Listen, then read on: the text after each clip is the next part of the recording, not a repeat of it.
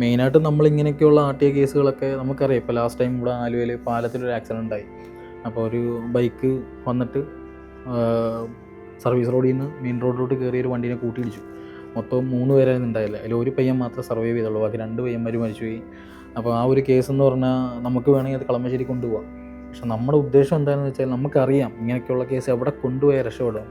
അതുകൊണ്ട് തന്നെ അവിടുത്തെ ഒരു പ്രൈവറ്റ് ഹോസ്പിറ്റലിൽ കൊണ്ടുപോകേണ്ട. അതിലൊരു പയ്യൻ ഇപ്പോഴും ജീവനോടുണ്ട്, ബാക്കി 2 പയ്യന്മാരെ നമുക്ക് രക്ഷിക്കാൻ പറ്റില്ല. അതിലൊരു പയ്യൻ സ്പോട്ടിൽ തന്നെ പോയിരുന്നു. ഒരു പയ്യൻ ഞാൻ അവിടെ കൊണ്ട് ചെല്ലുന്ന സമയത്ത് ജീവനുണ്ടായിരുന്നു, പക്ഷേ ലാസ്റ്റ് കാർഡിയാക് അറസ്റ്റിലോട്ട് പോയി. ഒരു സത്യം പറഞ്ഞാൽ എല്ലാവരും ഈ ആംബുലൻസ് ഡ്രൈവേഴ്സിനെയൊക്കെ പോഴ്ത്തി പറയുമ്പോഴും നമ്മൾ ഈ ഇതേപോലെയൊക്കെയുള്ള പേഷ്യൻസിനെ നമ്മളിപ്പോൾ എറണാകുളത്ത് പല ആർ ടി ഐ കേസുകളെടുത്ത് പല പ്രൈവറ്റ് ഹോസ്പിറ്റലിൽ കൊണ്ടു ചെല്ലുന്ന സമയത്ത് അവിടത്തേക്കുള്ള ഡോക്ടേഴ്സിനെ അല്ലെങ്കിൽ അവിടെ നിൽക്കുന്ന നേഴ്സുമാർ അവിടുത്തെ ഒരു സെറ്റ് ടീമാണ്.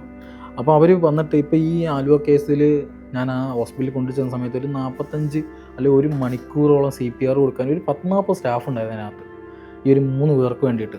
അവരവരുടെ മാക്സിമം നോക്കി ഒരു 45 മണിക്കൂറോളം അവർ CPR കൊടുത്തും ബാക്കിയുള്ള മരുന്നുകൾ കാര്യങ്ങൾ കൊടുത്തും അവരെ രക്ഷപ്പെടുത്താൻ നോക്കിയിട്ടും 2 ജീവൻ നമുക്ക് രക്ഷപ്പെടുത്താൻ പറ്റിയില്ല. 2 പേരും മരിച്ചുപോയി.